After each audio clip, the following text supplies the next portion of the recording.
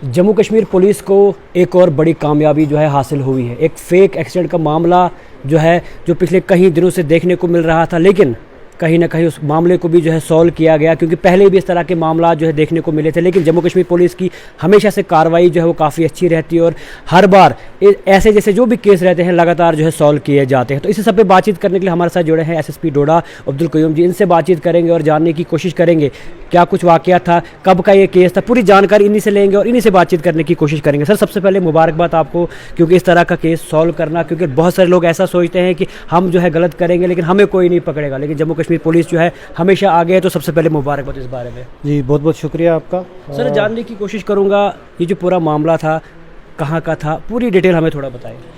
जी, ये 29 जुलाई का वाक़ा है। हमें एक इत्तला मौसूल हुई कि एक एक्सीडेंट हो गया है जुंगा का, गाड़ी का, शिबनोत के पास, जो कि प्रेम नगर जो हमारी चौकी है उसके पास में ही है। इसके इत्तला के मौसूल होते ही जो वहाँ की पुलिस टीम है वो मौके पे आई। मौके पे उसने बारीकी से मायना किया जब, तो उसमें जो हमें ये था खदशा कि इसमें किसी की जो जान वो चली गई है। जब हमने मौके का मायना किया तो बारीकी से जब उसकी इंस्पेक्शन की गई तो वहाँ एक हमें मोबाइल फ़ोन मिला।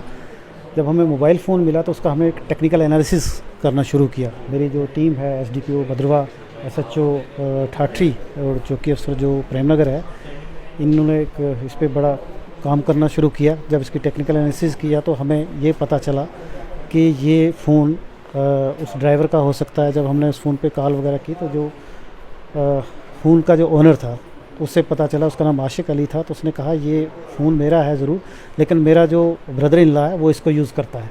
तो उसके कहने पे हमने उसके ब्रदर इन लॉ को जब उठाया तो उसको जब हमने इंटरोगेट किया, उसकी जब क्वेश्चनिंग की थारोली, तो उसने बताया कि मैं एक जुंगा चलाता हूँ, 3 माह से एक जम्मू का एक दुकानदार है उसके साथ में काम करता हूँ, जो कि माल सप्लाई करता है किश्तवाड़ में, जिसमें ग्रोसरी का माल है, फूड आइटम्स हैं और इसमें हार्डवेयर है, सैनिटरी फिटिंग्स के सामान है। दूसरा आ गया अपना स्टेशनरी आइटम्स हैं और बाकी खाने पीने की चीज़ें, और इसके साथ ही जो जिसको हम ये कहते हैं क्लॉथ, ब्लैंकेट्स वगैरह, ये सामान जो है मैं वहाँ लाता हूँ और लेके जा रहा था किश्तवाड़।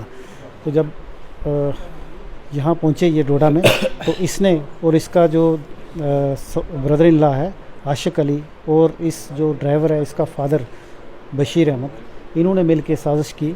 जुंगे से जो सामान है वो उतार लिया गया, कुछ इन्होंने प्रानू में रखा, कुछ त्रोन जो विलेज है बाला का वहाँ पे रखा, घर में कुछ दुकान पे रखा, और जो गाड़ी में कुछ थोड़ा सा रख के गाड़ी को दरिया में डाल दिया ताकि ये लगे कि एक एक्सीडेंट हो गया है, और ये वो कैसे वहाँ से भाग गया।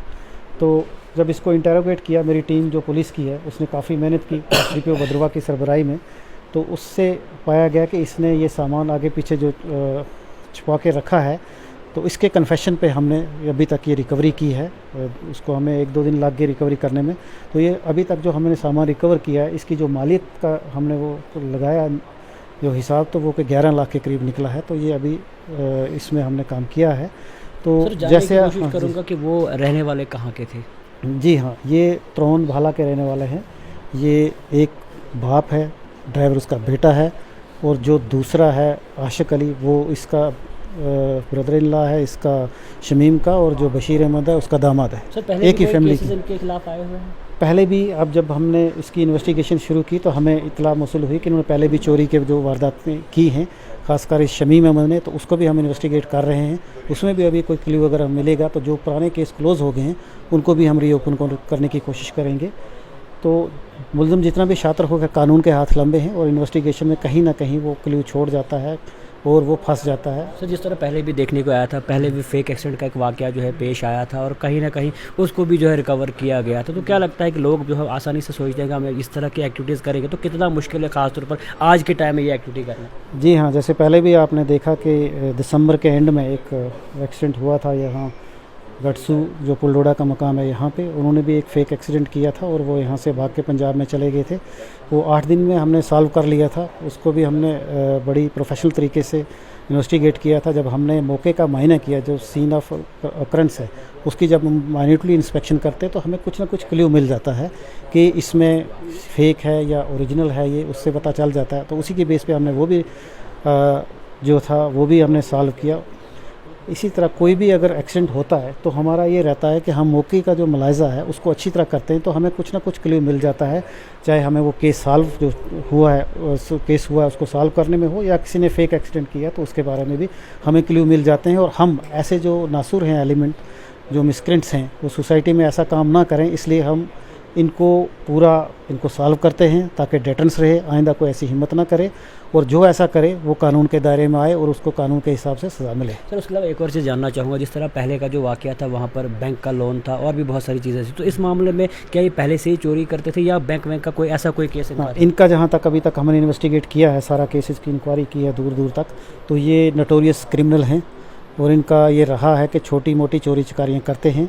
पहले भी 2019-18 में या इसके बाद भी कुछ इनके ख़िलाफ़ शिकायतें थीं, जिन पे अभी हम इन्वेस्टिगेट करेंगे, क्योंकि अभी हमने अपना जो ये वाला केस था इस पे इन्वेस्टिगेट किया है। आगे स्टेप बाय स्टेप हम करेंगे, लेकिन इनका पास्ट जो रिकॉर्ड है कि ये चोरी के केसों में मुलव्वस रहे।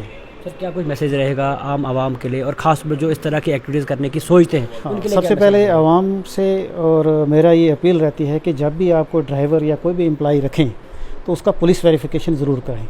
अगर जिन्होंने ये रखा है जम्मू के हैं, इन्होंने अगर ये रखा होता कि ये लोकल पुलिस से वेरिफिकेशन करते, तो वेरिफिकेशन में अब जब हम नाम आता, तो जैसे आज हमें इसका इंक्वायरी की तो इसका आ गया कि इसका पास ठीक नहीं है, तो हम उनको इंक्वायरी करके देते कि ये बंदा ठीक नहीं है।